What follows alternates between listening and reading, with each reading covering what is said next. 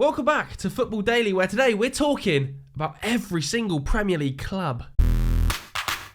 With the Premier League just 7 days away, I thought it would be a great time to look at how each Premier League club as a unit, as a team, has done in the window so far, what else they need to do. I'm going to probably do another one of these towards the back end of the window, but we've still got about a month left, so it feels like the right time. As you can see, I've got all 20 Premier League clubs in front of me. I've got 4 different categories. I've got top window, more needed, worrying, and to be honest with you, it's been a shambles. A shambles up to this point, and there's more than one team in there, trust me. Alright, let's jump straight in with Arsenal. I don't think we need to waste too much time on them. It has been a top window. It has. They might have overpaid slightly for Declan Rice, but they've got one of the most talented and exciting young defensive midfielders in world football in through the door.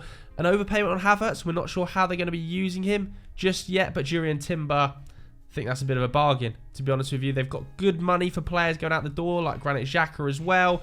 You know, there's probably not too much more they need to do with that squad in its current form. I think they probably wait to next summer before they target another striker. You know, Evan Ferguson might well be on the market at that stage. But as we sit here today, I think alongside maybe Aston Villa, who we're going to talk about as well, I think Arsenal have probably had the best window of any club. As I said, best window of any club, potentially Aston Villa. I think Moussa Diaby is a huge get. It's a huge coup to be able to pull in a player from the Bundesliga who was one of the best wide talents in the entirety of Germany, was coveted by some of the top teams across Europe, to then beat, I know they are not an established team, but Saudi sides who have huge money to his signature, I think is massive for the club. He's a nailed-on starter for them. I think Pau Torres as well adds great depth, great composure in the back line.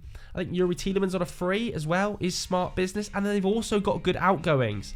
You know, they've managed to ship out the likes of Sanson, Wesley, you know, Ashley Young. Not terrible last season, but I don't think he fits in the future of Unai Emery's football. I think they've had an amazing window, Aston Villa.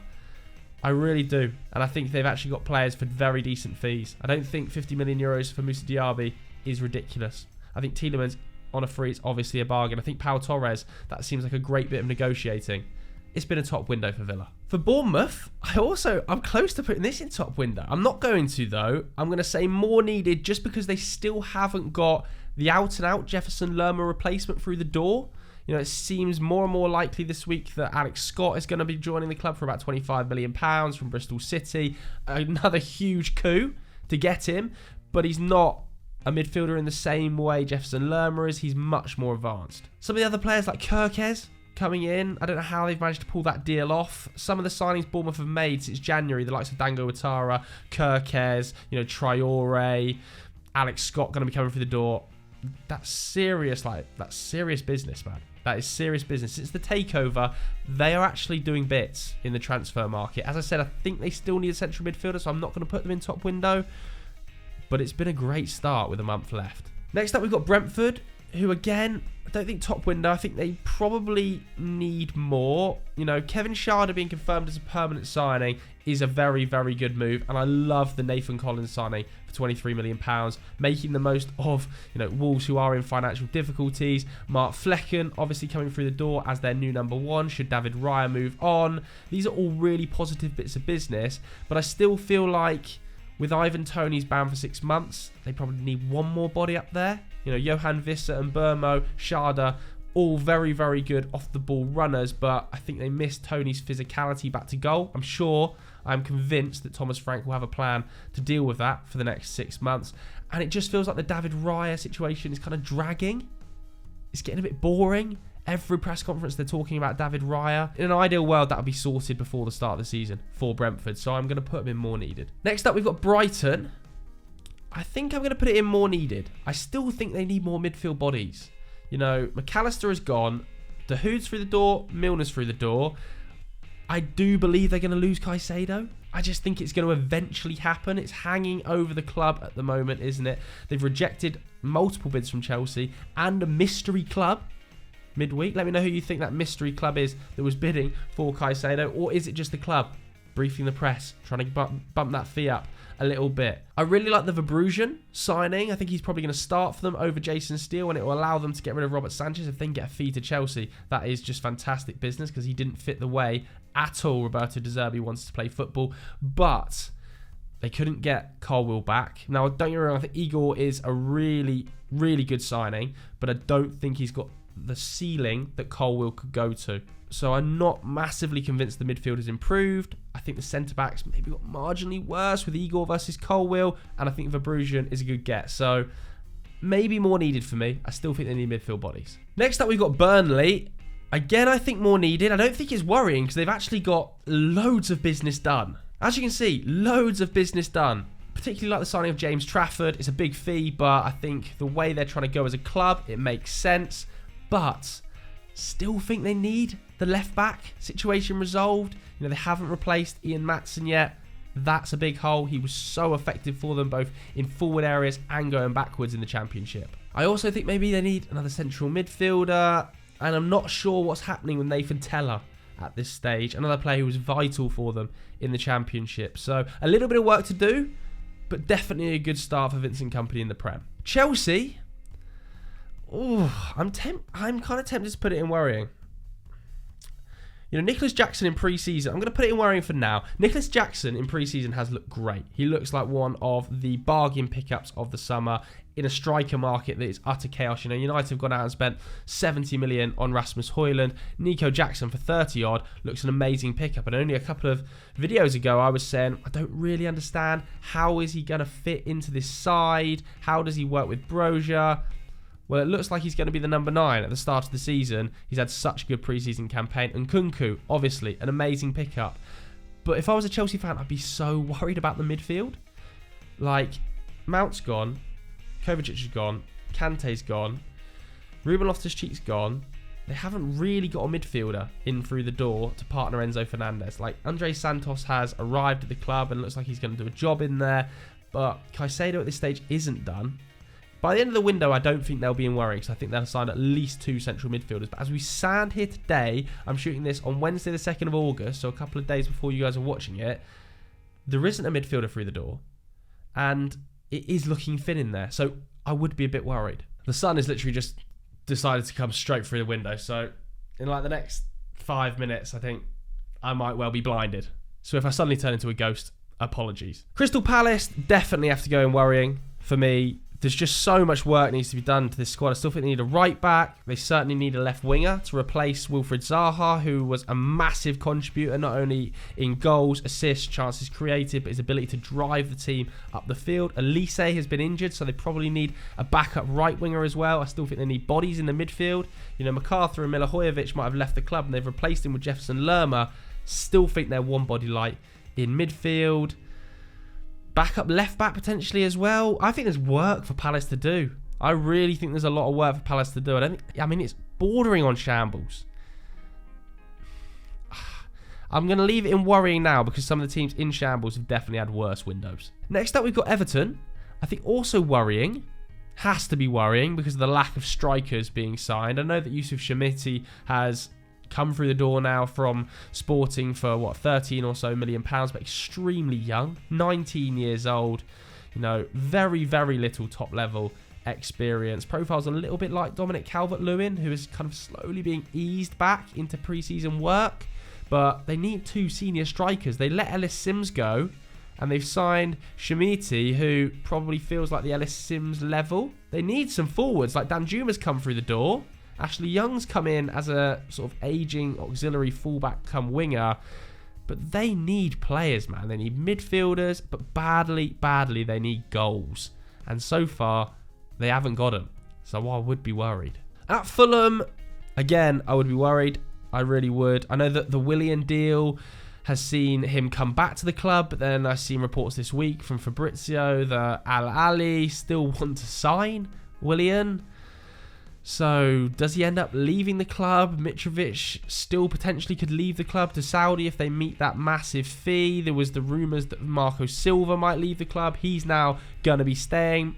Mitro, I think, is slowly being eased back in to training and things, but either way, it's just been a cloud, like a Saudi cloud has hung over Fulham all summer. I don't know why they've picked Fulham to kind of dismantle, but that is what's happened.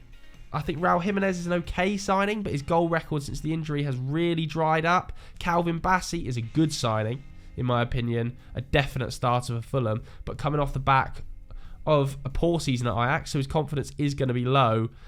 The squad needs work. You know, you look at some of the underlying numbers last year by expected goals against, they were the worst team in the league. The midfield needs support for João Palhinha and Harrison Reed badly because they can't play every minute of every game. The defence needs work, and if they don't have Mitro's goals, I'm really worried. Next up, you've got Liverpool, who are clearly in the midst of a massive rebuild. So I will put it in more needed because they definitely still need defensive midfielders following the exit of Fabinho and Jordan Henderson this week. The midfield has seen a total revamp. You know, Milner, Fabinho, Ox, Keita, Hendo. 5 players out the door, 2 in Szoboszlai and McAllister. I think they probably are going to end up getting Lavia through the door. 3. I still think they need 1 more in there. I know that Curtis Jones had an exceptional end to the season. His goal scoring numbers really skyrocketed, but so did his off the ball defensive work. There's going to be big reliance on Curtis Jones and Trent tucking into that defensive midfield position if they don't sign another midfielder. I think they ideally like to sign another centre-back too.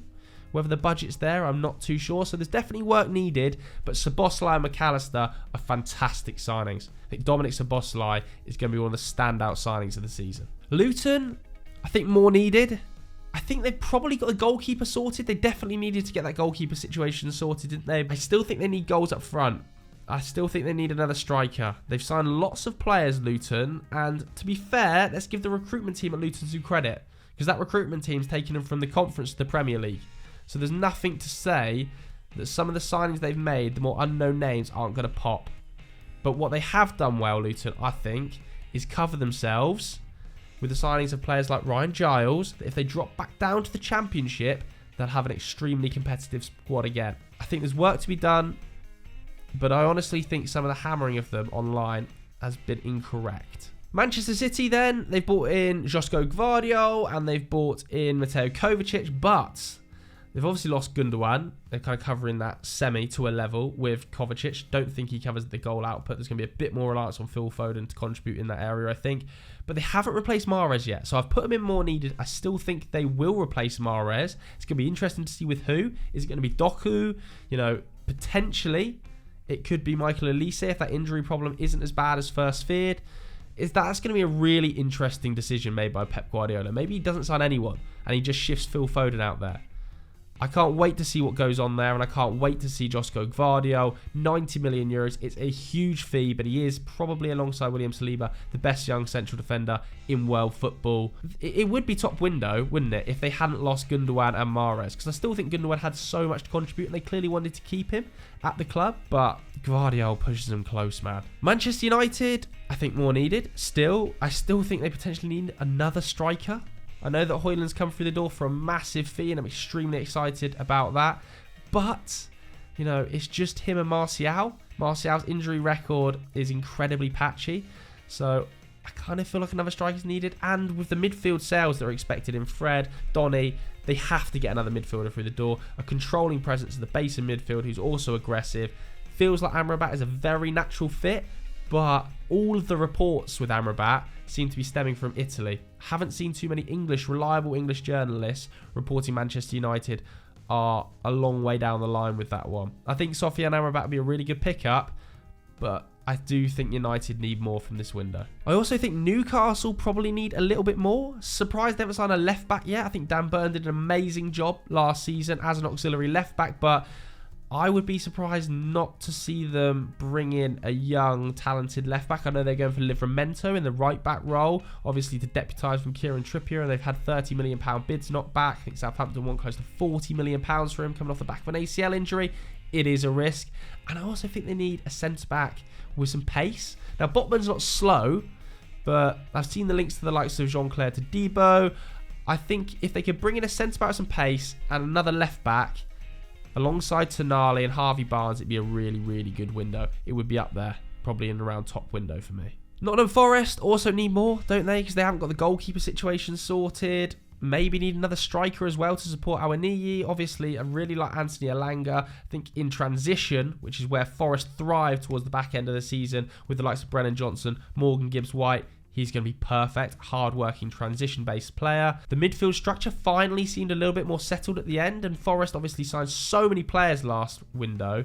They probably don't need as many this window. But I do still think they need goalkeepers, more than one probably. Both Matt Turner and Dean Henderson look like they're going to come in, and another striker. So I'm going to say more needed. Sheffield United have to be the first shambles. I mean, in forward creative areas, they've lost James McAtee, who I think scored 9 goals from last season, and they've lost Iliman Ndiaye to Marseille for a decent fee, because they won Aston's contract. But his creativity, his goal-scoring output, by expected goals, one of the most frightening players in the league. By dribbling metrics, one of the most frightening players in the league. They've lost it. So they've lost McAtee and they've lost Ndiaye. And we've seen how Ollie McBurney has done in the Prem already. I don't want to write him off because he's scored goals at Championship level. But at Premier League level, I think the last time he was in the Premier League, 1 goal in 12 starts. The season before that, I think it was 6 goals.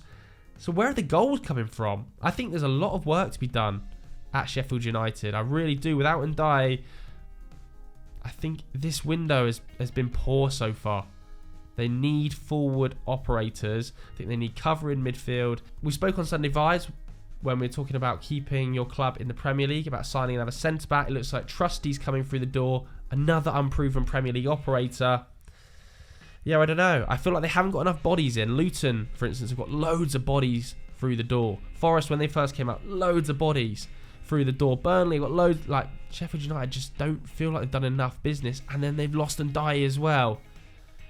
That's a big problem. Next up, we've got Tottenham Hotspur. Certainly more needed here. They started the window really well, didn't they? Like James Maddison, I thought was a great signing at a great fee. Vicario, clearly they've got a lot of trust in to abandon the David Raya pursuit. But the left-sided centre-back issue has been a problem for ages. Not just this window, for years. Longley didn't fit the billing there. For it to be now 7 days until the season kicks off, and Mickey van der Ven only just coming in, I think is an L. They should have got that deal done much, much earlier to give him the maximum amount of time to settle into an Ange Postecoglou system. In my opinion, it's taken too long. And then the Harry Kane cloud hangs over the club like a bad smell, doesn't it? I mean, if Bayern suddenly decide they're going to pay 110 million euros next Thursday, the day before the Premier League season, what do Spurs do? It's really, really awkward, both in timing and in nature of the deal. It would be worrying if Kane had left the club, for sure, but he hasn't at the moment, so I'm just going to say more needed. West Ham obviously also shambles. What? I mean, dearie me. Dearie me. £100 million has come in for Declan Rice. I mean, in a dream world, they'd have had their business done to replace Rice before letting Rice go, so teams don't just run them up. But that hasn't happened. They've had the pursuit for James Ward-Prowse come to a crashing halt this week, by all accounts. A big valuation gap there. McTominay seems like there's a big valuation gap there. Same with Maguire. I mean, Joao Palhinha, we're seeing quotes of 80-odd million pounds for him. The trouble is that teams all know West Ham have got massive amounts of money now and are going to run them up because of it. Scamacca potentially leaving the club too. We're seeing bids from Inter Milan. We're seeing bids from a lot of Italian clubs. I think Atalanta are also interested in him. The Carlos Borges deal has been hijacked by Ajax, so that's not happening now. West Ham fans must be literally ripping their hair out. Finally, we've got Wolves, who you have to say have been shambolic as well so far in this market. It's obviously not entirely their fault because of the financial issues that are facing the club, but the sales. Ryan Giles, I think that was £5 million. What a season he had last year at Middlesbrough under Carrick. I'm sure Wolves fans won't be happy to see him leave the club. Cody, not necessarily a starter there last year, so it's a fee. Nathan Collins, a starter. Raul Jimenez, Ruben Neves, Joao Moutinho. Loads of these players played significant minutes last season. Boubacar Traore was already at the club on loan. That's just been made permanent, I think. Matt Doherty coming back from a really underwhelming time at Atletico Madrid and Tottenham. This is seriously concerning. Wolves couldn't score a goal last year. They could not score a goal. And now we're seeing no forward additions so far. I mean, it's beyond worrying for Wolves. And we saw reports at the start of the season, didn't we? Or the start of the summer, sorry, that Julian Lopetegui is considering his future.